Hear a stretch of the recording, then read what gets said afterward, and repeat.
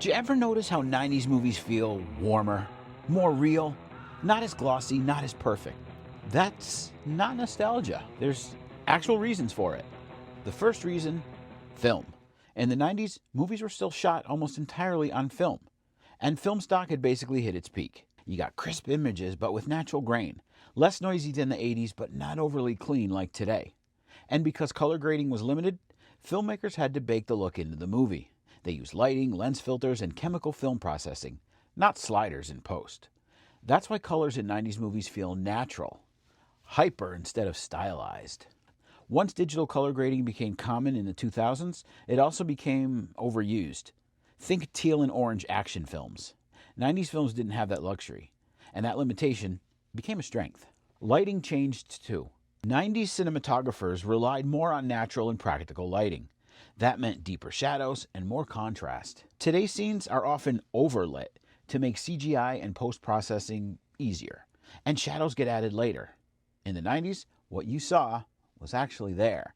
The 90s were the moment that CGI proved itself. Jurassic Park, Titanic, The Matrix. CGI wasn't cheap or easy, so filmmakers mixed it with real sets, real props, and practical effects. Because of that, it felt grounded, not overwhelming. Less CGI was smarter. And then there's Pixar. In 1995, Toy Story became the first full-length 3D animated movie, made with just 27 animators. Didn't just start a trend, it created an entirely new lane. And even though there weren't many 3D animated films in the 90s, the ones that exist have a very specific nostalgic vibe. The 90s were also a generational crossover. Legends like Spielberg, James Cameron, Al Pacino, Robert De Niro, Robin Williams. Then came the new voices like Tarantino, Wes Anderson, Leonardo DiCaprio, Jim Carrey, Kate Winslet. They're all on the rise. Old Hollywood and New Hollywood existed at the same time, and that energy was special. Disney was in its Renaissance era.